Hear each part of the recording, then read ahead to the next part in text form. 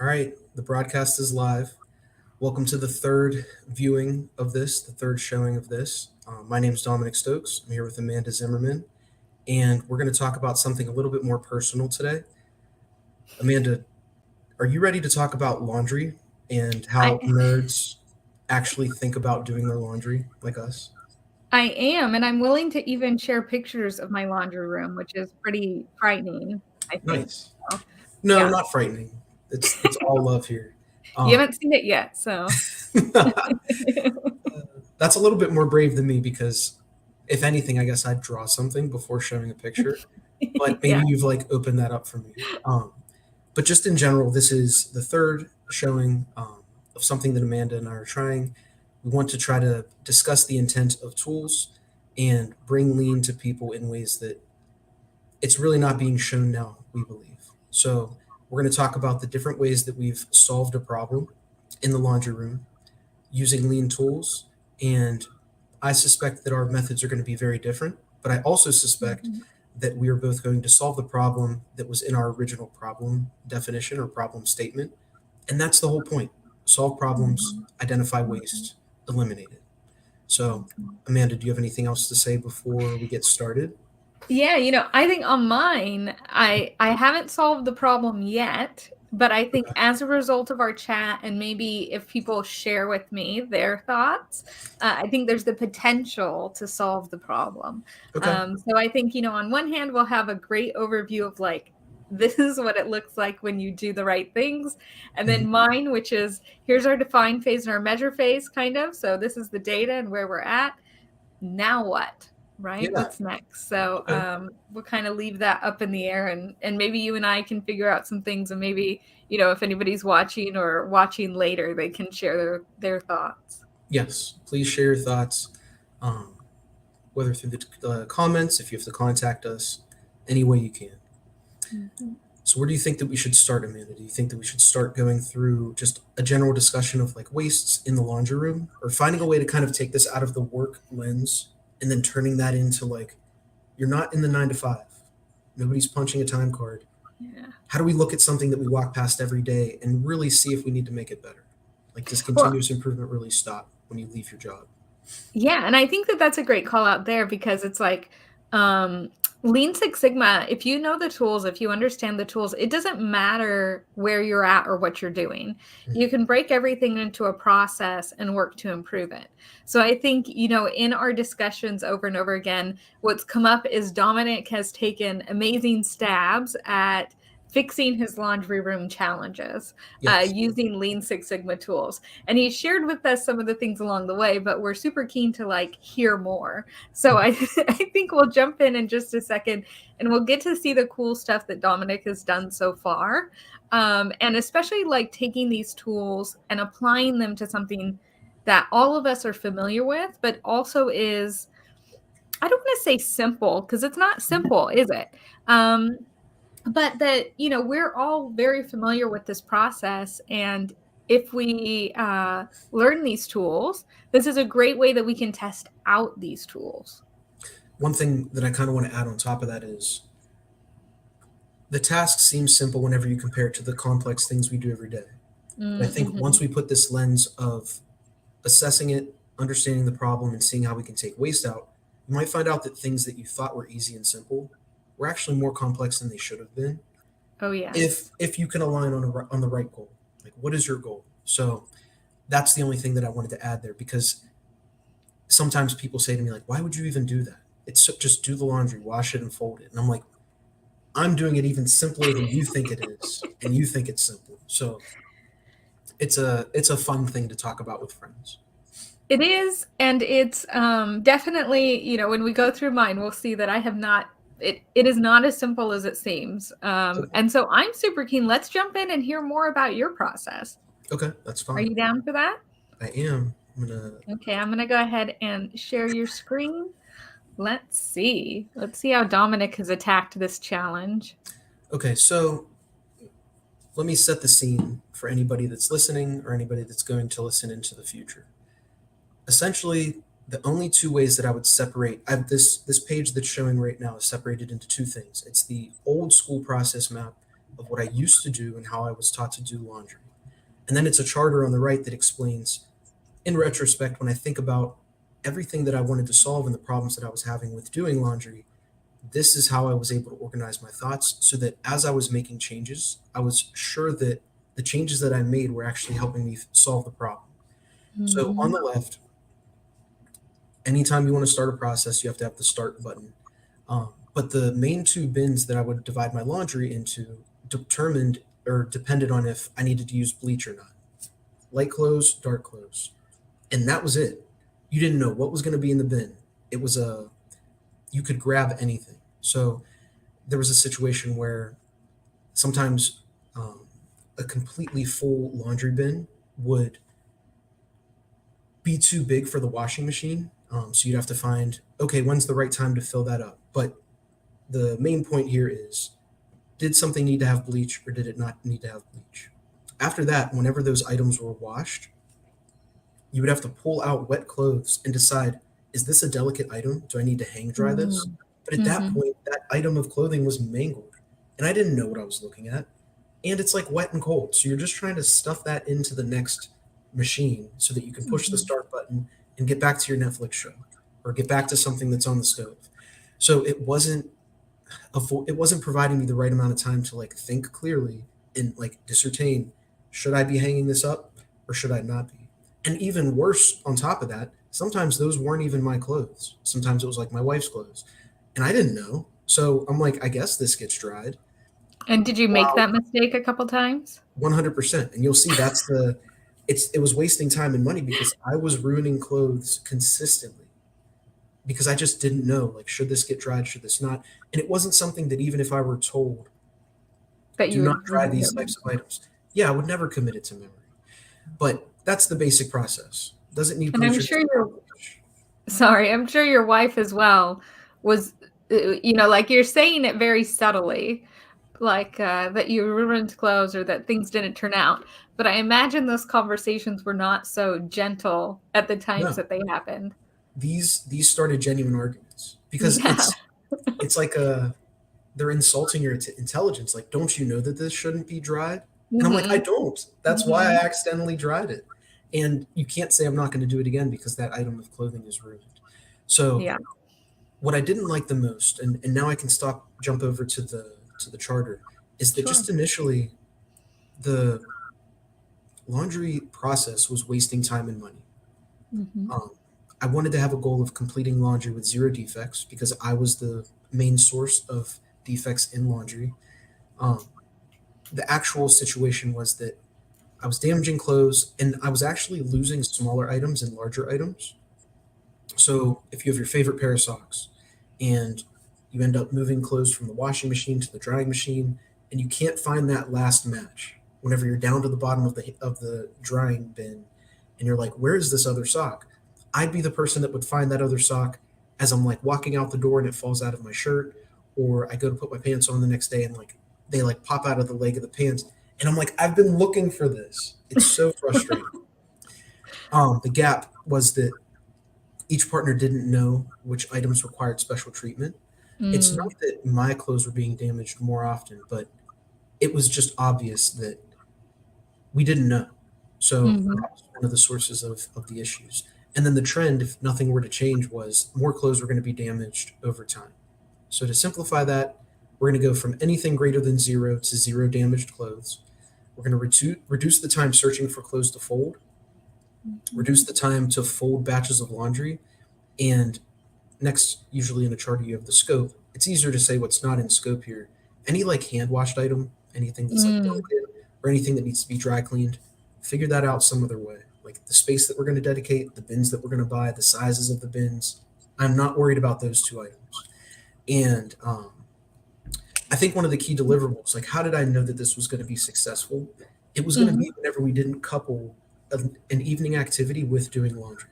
So we would say something like, yeah, let's put on a movie and fold these giant hampers of clothes, which would just Mhm. result in those clothes sitting there. And then the next day, having a huge pile of wrinkly clothes that have to go back in the dryer or get ironed. It just prolonged the process. And zero defects just for me to continue to harp on um, identifying wastes and eliminating wastes. So I also, before we switch to another slide, I have these arrows up here within the process about that give hints into what tools I was able to use to Mm. simplify and intrinsically like give the direction that was necessary at a certain point in the process so that somebody could not forget. Hmm. And that'll become more clear in the next step, in the next Okay. slide. Cool.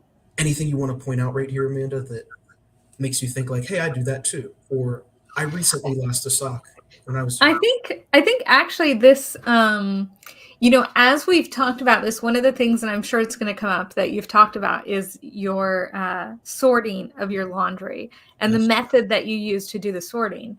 And to me, a lot of the questions there was, what problem does that solve? Mhm. Or why is that kind of what you invested time in?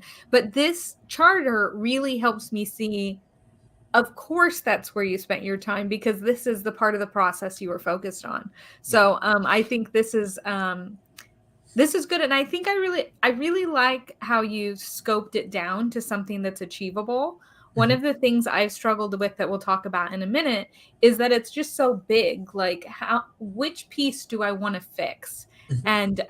And so I like that you've kind of taken it down to this scope, and it makes a lot more sense, the changes that I've heard you made. It's all coming That to light. I think we'll find out more about in a few minutes. Yeah. This is where sometimes whenever people say like those sayings, like you can't have the tail wagging the dog, that's Mhm. whenever these things really start to make sense for me. I'm not going to dictate what I do in the evenings just because I have a giant Mhm. pile of clothes to fold that I Yeah. don't need tomorrow. That's Yeah. We'll get into that. But We'll get there. We'll see, get there. I'm starting to get emotional. So on the next slide, and Amanda, you alluded to it, I Mhm. utilized some aspects of 5S to pre-sort so that I didn't have to ask questions. All I wanted to do was wash, dry, but I had to know what I was washing and drying. And when I Mhm. grabbed that bin out of my special location, I wanted to make sure that if I knew that I was taking this down to the laundry room, I know exactly what steps this needs based on where it started from. So I don't have two hampers anymore for clothes that need bleached and clothes that don't need bleached. That's turned into Hmm. five, Mhm. sometimes six hampers um, that are separated based on their like final destination or their size, or if it needs to have a special operation like bleach and you don't want that to touch other things. So I put a couple bullet points up here on the right. I created a racking system. I just bought like a Mhm. racking system from Target that had shelves. It was like a mini wardrobe that had shelves Okay. that you could hold and then like a big space on the bottom for larger bins. And then Mhm. we went around and found the right bin sizes for each value stream, I'm calling it, each Yeah. sorted bin of laundry. Um, so, for example, you'd have a smaller bin for underwear and socks just so that you reduce the size of that bin and you reduce the drying time, which goes back to my key deliverable of let's not let laundry dictate what you do in your evenings. Mhm. Mhm. I can't, oh my gosh, I can think about so many times where I've thought, okay, that drying cycle is done. And I reach my hand into the dryer and the clothes are still wet. That doesn't happen whenever you correctly size your loads of laundry. Ooh, that's something I want to hear more about, because that's definitely would be one of my questions, was how do I know if it's dry? Yes, Right. And how do you gauge that for sure it's dry? Like, we have different thoughts about what dry means, I yes, think, too. yes. I think the consistency of using the machine when you're not overloading it Mm-hmm. just allows you to. Some dryers have the sensor dry system where you can put a certain load in and it stops when it needs to. But Mm-hmm. the next thing was it prevented me from drying clothes that aren't supposed to go in the dryer. That's why I separated Mm-hmm. that into the delicates part. Like size items have less of a tendency to get lost. So I'm not washing socks with hoodies. I'm not washing Mm. smaller like undershirts with giant shirts or giant Mm-hmm. blankets or towels or Or something like that. jeans, and yeah. Thank you. And it's repeatable. I know the specifications for somebody else's clothes just based on the bin that it's in. Now it's not really dependent on the person because the person pre-sorted it before they put it into the bin. And I don't think that I'd ever ask anybody to do this. Mm-hmm. But let's just say that somebody was like house sitting or like watching my dog. There's no reason they can't go and like do a load of laundry. I haven't gotten that specific and like that weird to Mhm. put the actual settings, like how much soap, how much detergent Mhm. you push. Mhm. I'm washing this on like a cold cycle with a low spin, but I guess I could really quick if I had to have somebody else do it. If I was leaving the house for like months, but then I don't know. I'm not washing clothes there. That's a whole other discussion. Maybe I went too far. They have some washers and dryers now, or washers now that you put the soap in and it automatically dispenses it. I've seen that. Yeah, so I How think do you that's feel about that though?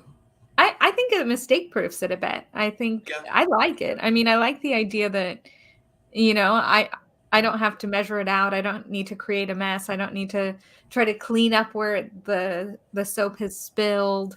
Yeah, I that's think annoying. That I think happens it's to me. great. So everybody go invest in a new washing machine. That's Entire the easiest solution to a lot of these challenges. we don't want to be catalog engineers. I think that's another Mhm. thing too. Like some of the apartments that I've lived in, I didn't even want to use that washing machine. So like Yeah. that situation forced us to use a laundromat. And Mhm. I don't know, sometimes there's other ways to solve the issue and still get past it if you Mhm. force yourself to not buy anything yet. Yeah. And Yeah. try to I use what you agree. have first. The last part, though, that I kind of want to talk about, and this is where I compliment how deep you went into the data with how I'm able to think of it to know that I'm working towards an ideal. Rather than taking a time study with a stopwatch, there are like motion studies that you can do. I do Mhm. these for my job in like my normal 9 to 5, and you can look into that motion study and immediately take out things that you know you're doing so that you know for a fact with every transaction that would mean in this situation every time I folded an article of clothing that I was doing it in the least amount of time possible, or I was like Mhm. really like striving to hit the ideal time. Mhm. We can go into this in another episode, but go ahead, ask Yeah. a question because other people might have it too.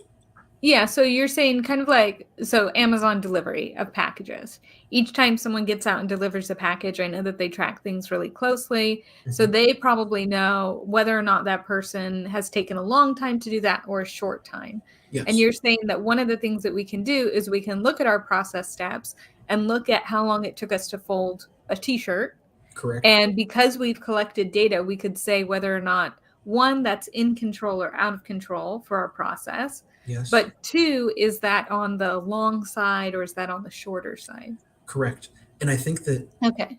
at the base level, just the education of how different movements add time Mhm. unexpectedly, you Mhm. can set your process up to eliminate that from ever encroaching into the time to fold.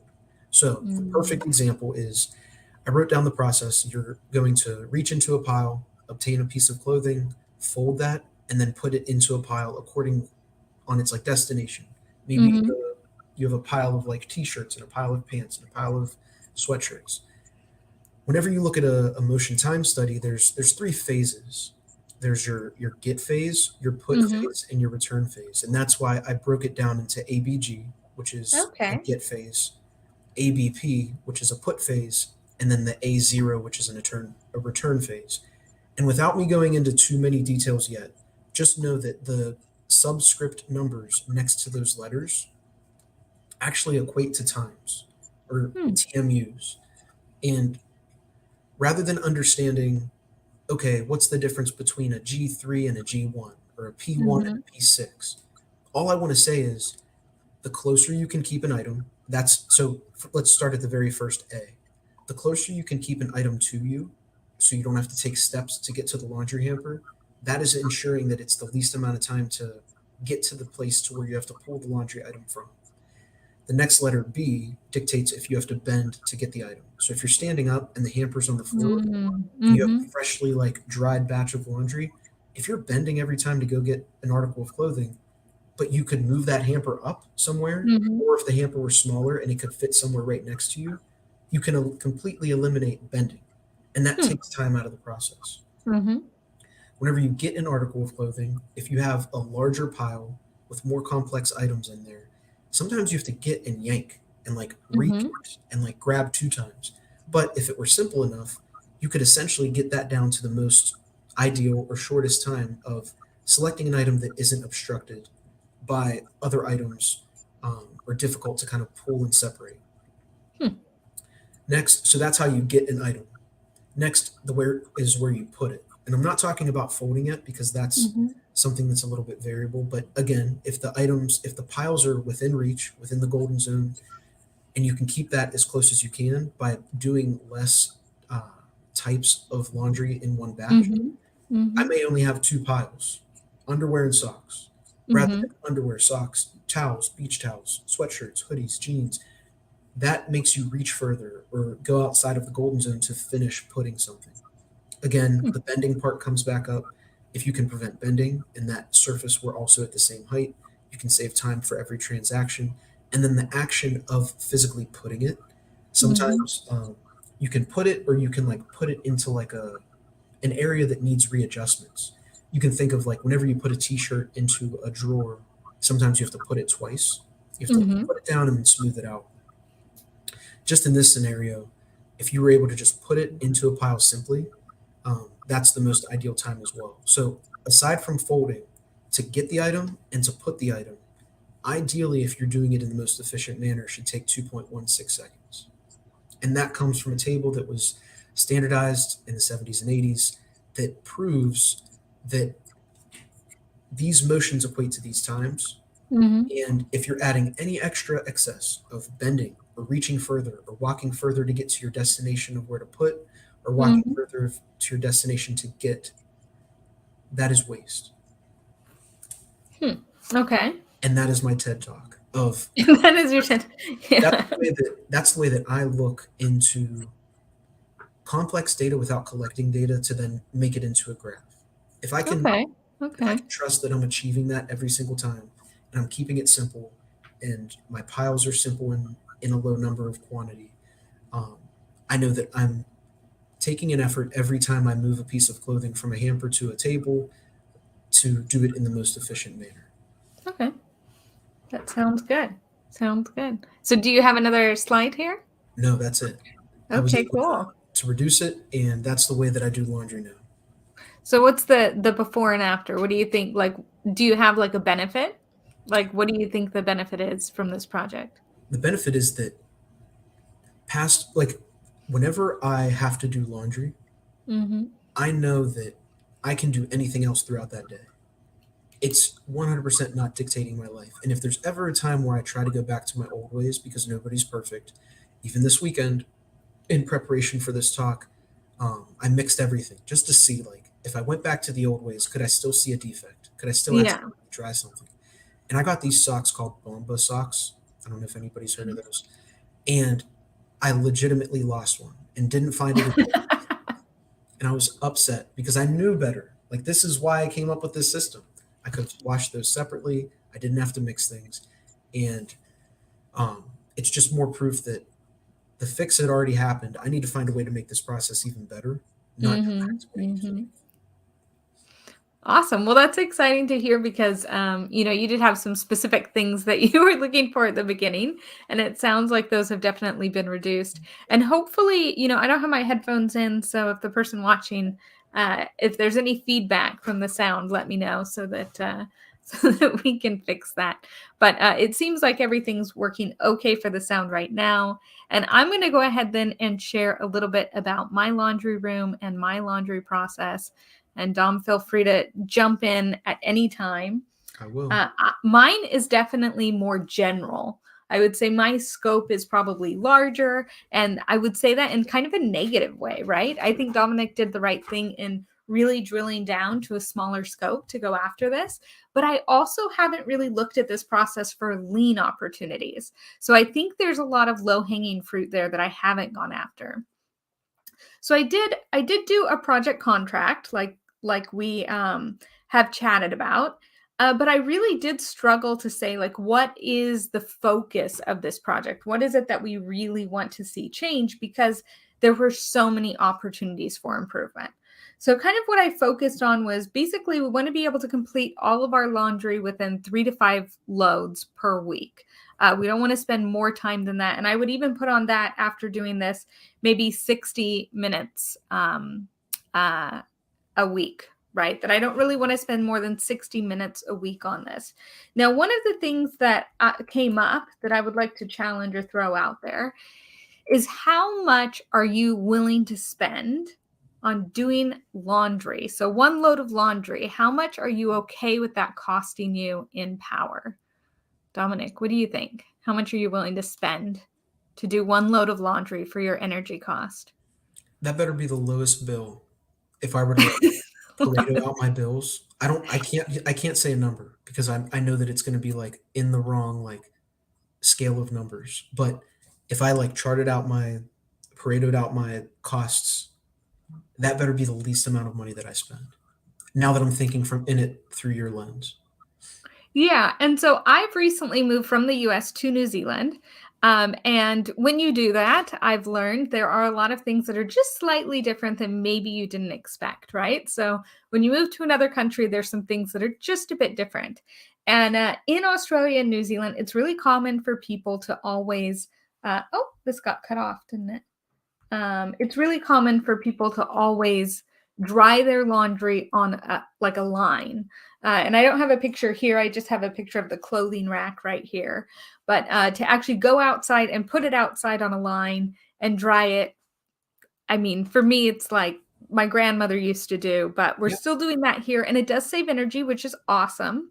But for me, I find that a bit of a challenge because there's some time that takes, right? Mhm. But this is all kind of pinned upon an assumption that it's really expensive to do laundry in New Zealand.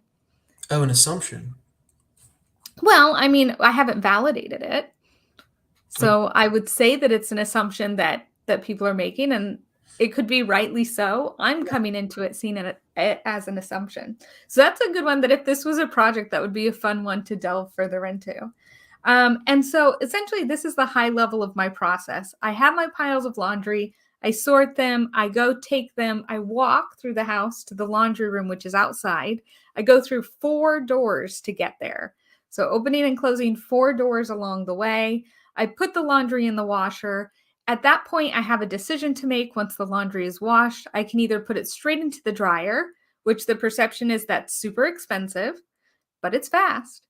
Or I can put it onto a laundry rack inside, and then usually that needs the dryer afterwards because it's raining right now. Mhm. So, or I can hang the laundry outside.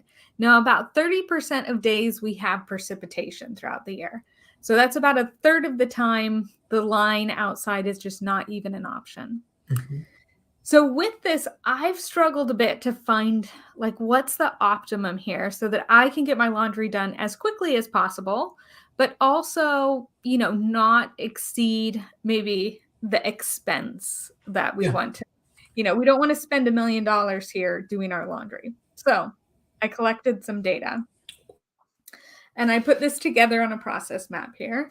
Dom, did you have something? I know I can go on and on without taking a No, breath. I said, oh, let's see it. Let's see it. Let's see some of the data. So I've put that same process map in here with these 3 different paths. So we have the laundry in the dryer, the indoor drying rack in the dryer, and then the laundry hanging outside. And I did do a time study. I did measure how long it took me to do these different steps. And we can kind of zoom in here so you can actually see some of these numbers. Let's see. So we can see here it took me about, on average, 3 minutes and 50 seconds to sort through my laundry and choose which laundry I wanted to use. The washing machine takes about an hour. The dryer, if I want to dry the clothes fully, will take about 2 hours. And if I do it where I hang it on the rack, it stays there for about 8 hours, I would say is what usually happens. And then it takes about 30 minutes in the dryer. And then if I hang it out on the line, I'm sure a whole bunch of people would tell me this is crazy, but I would say it takes a day. I'm sure it takes less than that to get it fully dry outside on the line. That's what I would estimate right now. Do Yeah. those sound like crazy numbers, Dom? I don't think that that's that crazy because it's not like you can immediately pick up and grab, like you can put everything on the line immediately and then take everything off. And it's not like you're available all day to wait for that to be done. And at the exact minute, you're able to run outside, stop everything else you're doing, sweat a little bit, and like take all the clothespins off and then sort all that stuff and then be ready to fold it. So Yeah, and especially I if you agree with see a cloud, right? Are you gonna run you. Mhm. outside when you see a cloud and bring all your stuff down? It would just be very like haunting all day to have to be that worried about the weather. That Like vigilant, I could yeah. do, yes, good word. I could do nothing else but Mhm. know that I was doing laundry on this day. Yeah. And I saw that it took me about 5 minutes and 22 seconds to hang up my laundry. So to do 1 load of laundry, to hang it, whether it's on the rack or outside, the average was about 5 minutes and 22 seconds. So as I think one of the things this dispelled for me just right off the bat was that it's an extreme amount of time because I feel like it's like 20 minutes that I'm out there. But the reality is, when I look at those numbers, it wasn't 20 minutes, it was 5 minutes. So this kind of made me feel better. And I actually did go ahead and look at this in terms of the different steps and how many minutes they took versus how much time I wanted to give them. So we can see here that hanging the laundry and sorting the laundry are really some of the biggest ones that we have. But even before we do that, because I'm just showing this as a problem, I haven't solved this. So if people have ideas, if anybody wants to share or comment, whether you're watching it live or later, please share your ideas on how to fix this. Whatever problem it is within this process that you want to focus on. So, super interesting. One of the things that I found was that our washing machine is rated for 7 kilos and our dryer is rated for 4 kilos of laundry. So that means dry laundry, the washer can wash 7 kilos of laundry or 7.5 kilos. The dryer can dry 4 kilos of laundry. So immediately, I know, what are you thinking, Dom, with that? What's going through your head? There's not a, you're washing too much for the dryer. Yeah, now that means that I would actually have to do 2 loads for every dryer load, right? Or I would have Or to know for a yeah, the fact that opposite. like half of my load of laundry that I was washing, I would have to put in some other machine other than the dryer. So then Yeah, you're so always doing both, which is annoying. yeah, so you'd have to take your washer items, split them in half, and only half would go into the dryer. So what I did was I weighed my laundry before I put it in. And what I found, so I guess washing machines, you should only fill them 3/4 of the way full. This is something I read. So the washing machine, you should only do 3/4 of the way full. If I do that, the most I was able to fit in there was 4.7 kilos of laundry. What? 4.7 kilos You of know, laundry I'm not is the even most that I can fit in to be. I mean, even if I tried to make it full, it would be like 5.1 kilos. it's not going to get close to the max. It's funny because I get surprised every time as if I don't understand this, but I promise I do. Once you collect the data, it proves so much. Mhm, And mhm. it's more of a testament that we don't know as much as we think we know. We can't like estimate as well as we think we can estimate. I would assume that if a washer were rated for that, even if you were on like the highest spin cycle, it could at least hold 90% of what it's saying it's rated. Who's putting a safety factor of 2 or 1 or whatever it would be like into a washing machine? Well, but when you buy a washing machine, the thing that's on the front of all the washing machines here is a 7 kilo washing machine, a 12 kilo washing machine, a 20 kilo washing machine. But it doesn't tell you drum size. It doesn't tell you how much volume it can hold.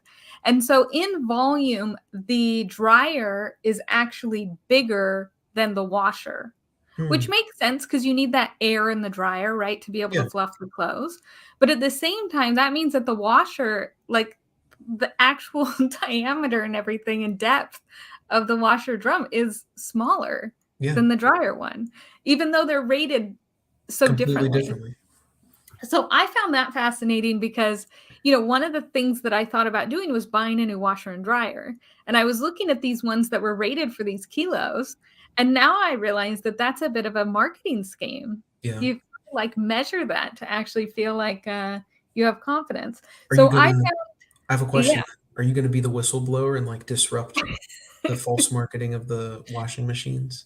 I mean, I guess that's what we're doing here, right? I'm just telling you what my washing machine and dryer situation is.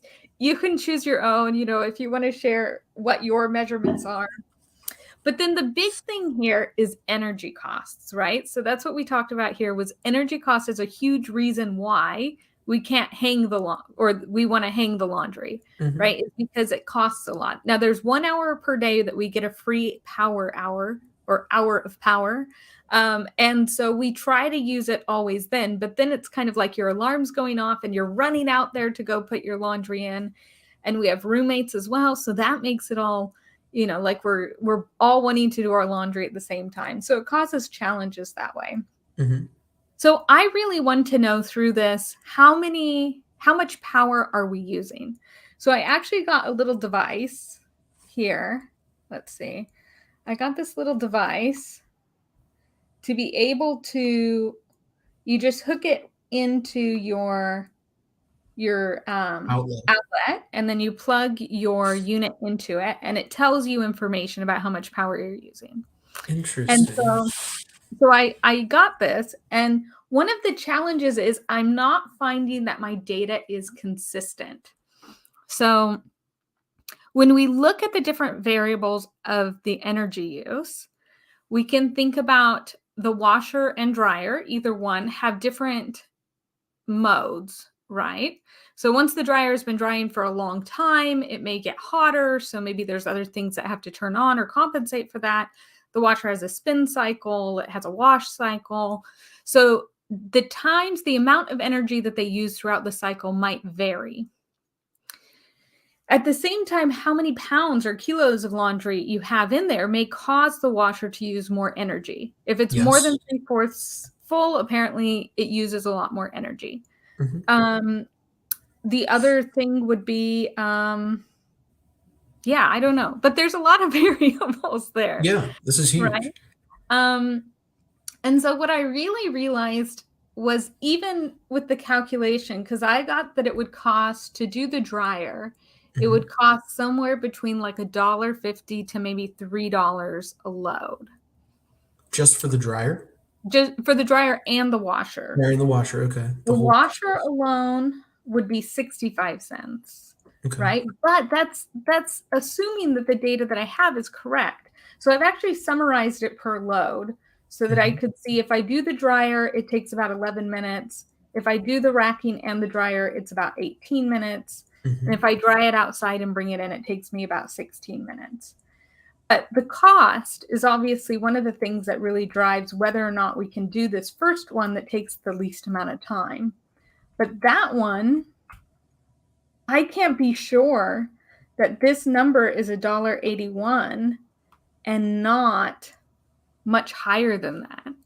So it could be as much as $3, which ends up being quite expensive at the end of the year. That means about $624 a year you're spending just on the dryer for two people.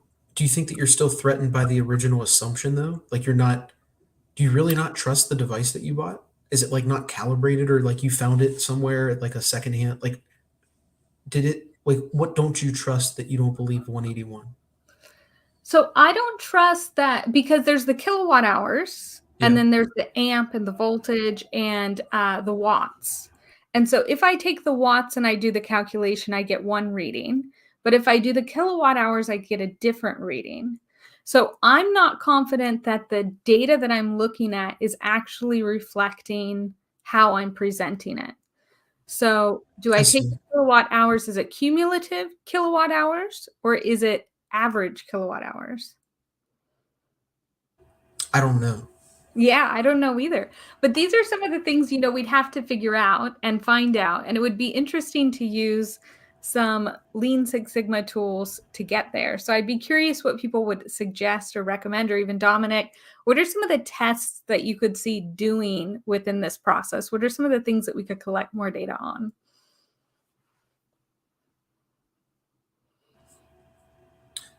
Are you watching the chat, Amanda? I did not see any comment in the chat. Is there a comment?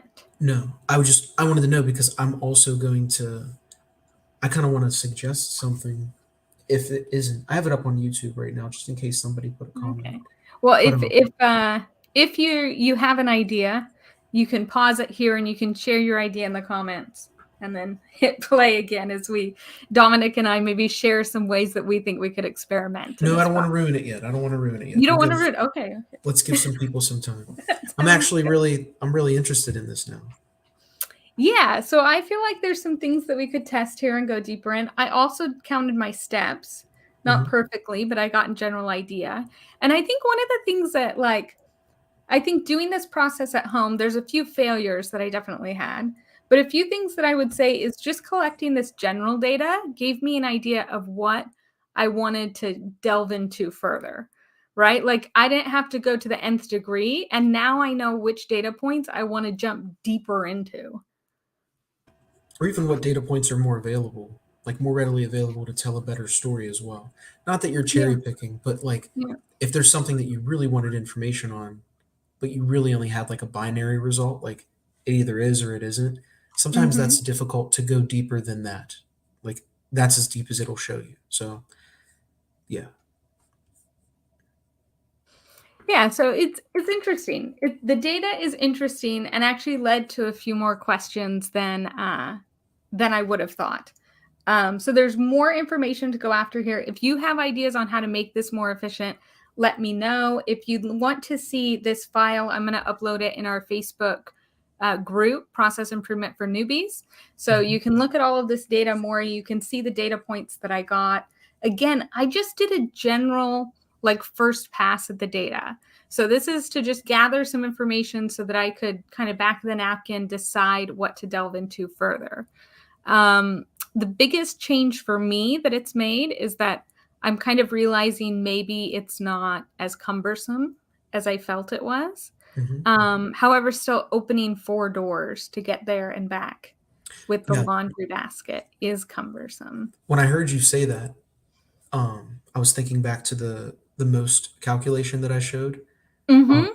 It's a significant amount of time to bend, but it's even more time to go through a door because of the actions that you have to do of like opening it, positioning your body to get through it, and then shut that door eventually whenever you come back. You're like killing yourself on the travel. Yeah, you're bending to put down the basket. You're opening the door, then you're bending again to pick it up.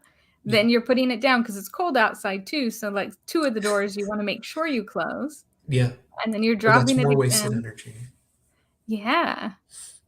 So that's a huge opportunity right there. Yeah, but you're not going to rearrange the house. That's the other thing that's kind of nice. Like in this, you're the stakeholder, you're the business owner. You don't really have to like report this up to another manager. So like there are some limits that you really can't get past. If we have to focus on like what can change, the one suggestion that I would have, speaking in DMAIC terms, I want to validate the M phase, the measure.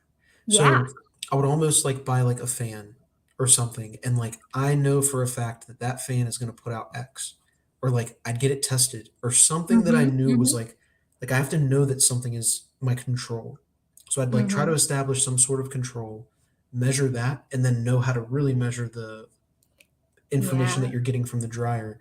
Because in the analyze phase, I think that there's something that can be like some sort of hybrid between the dryer and just hanging it that might like get you to a faster solution, but at the same time, you know you're not spending as much as the dryer once you know what that real cost is.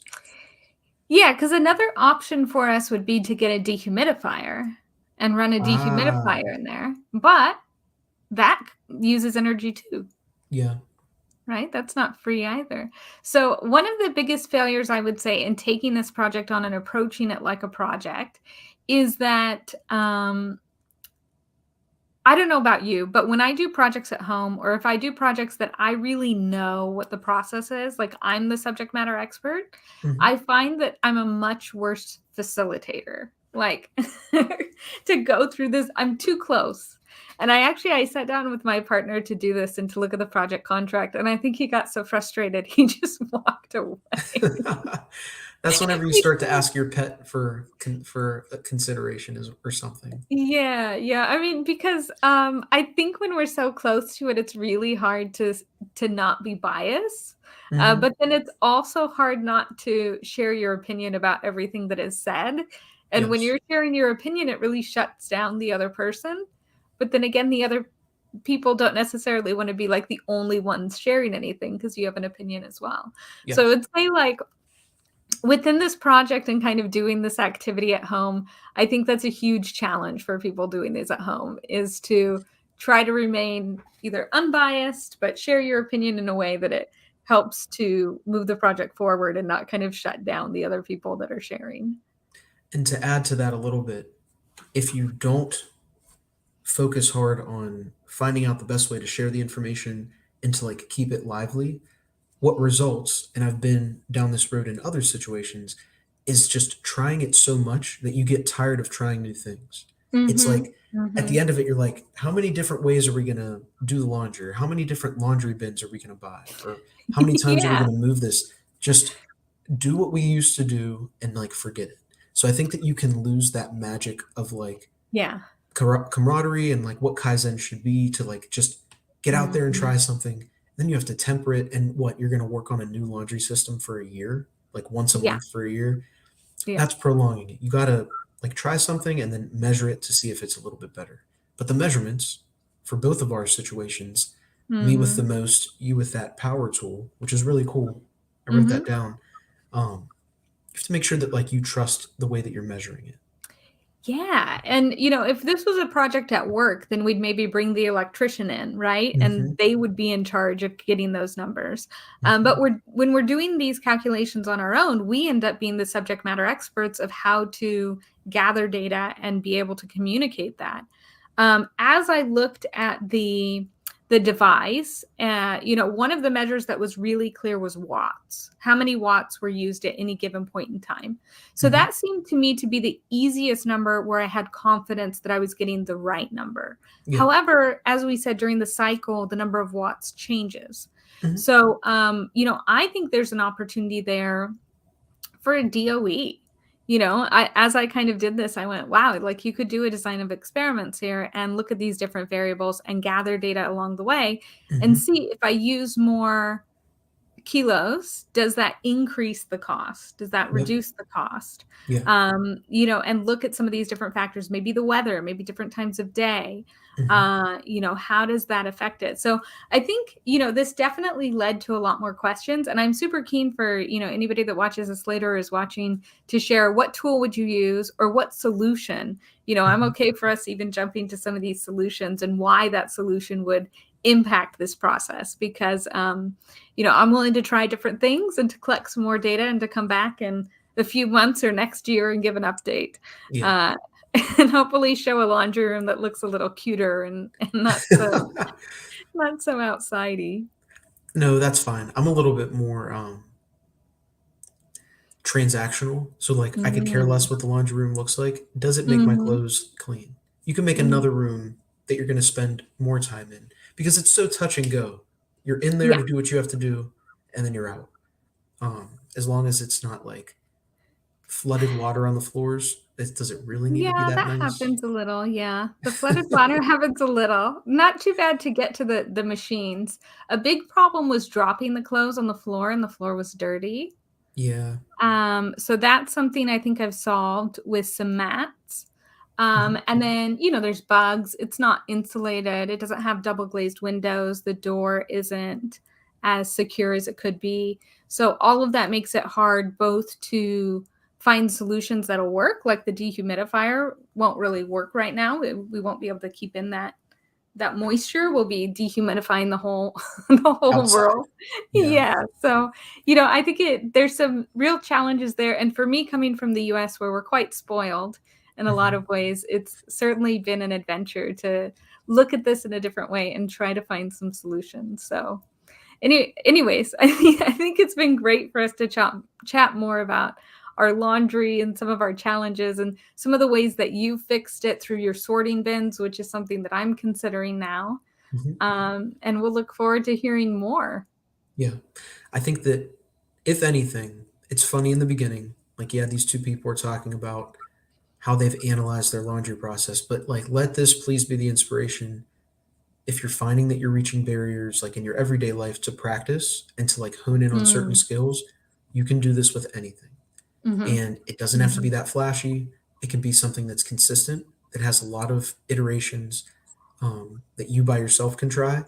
And it doesn't have to have the most elaborate process map or like the most filled out Yeah. project charter. It's just the fact that like you're training your muscle memory to think this way so that you can learn to Mhm. see these types of problems whenever you're looking at other situations. Yeah. And I will say that sometimes doing simple tasks like this make it easier to convince other people whenever you're talking to them that they understand a tool as much as you know that they do.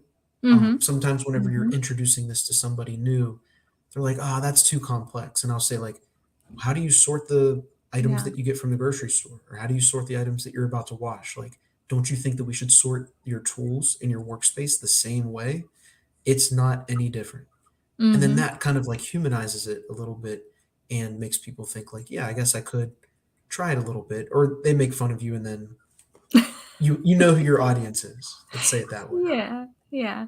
No, it's a lot of fun to take this on and kind of look at how you can use different tools, in your daily life and get that muscle memory down so Mhm. that when you go into work and you're starting to use 5S, you know the questions to ask really quickly. Yes. Like I'm always thinking, what do I really need to do this? Right? Yes. Like if I stripped out my laundry room and I only had in there what I needed, would Mhm. I then have room to have the baskets that I don't have Yes. room for now? Right. So, I mean, I think those getting that muscle memory in terms of asking the right questions Mhm. and discovering which of those questions led you to revelations is really an important part of growing as a continuous improvement facilitator. Yeah. So we're Awesome. going to So, encourage people to add comments and give advice on both of our methods, give solutions to what you brought up. Anything else? we want to keep doing this, right? So we've talked Mhm. about taking this as a podcast or kind of where do we want to go from here. So if you have ideas on things that you want to hear more about or topics you'd like to chat about, we're happy to have people on as well. So if you have, if you want to share a project or you want to talk about something cool, let us know. If you have ideas or questions about stuff that you want answers to, that's kind of what we're here to do is just explore some of these topics and hopefully explore it in a way that's not too square, but incorporate some of that squishiness, right? Have an open space and open discussion here without taking things without taking things too seriously, right? So, Yes. if anybody has any of those good ideas, that's what we're looking for, and we'll keep doing this probably in a couple weeks. Yes. Yeah, Thank you, we everybody that tuned in and everybody that watches later. Um, this is a great amount of, it's a great feeling to be able to spend this time doing this. And just knowing that anybody else is listening or gaining some sort of benefit from it is going to help us come up with more ideas on how to help continue this. absolutely. All right, thank you so much.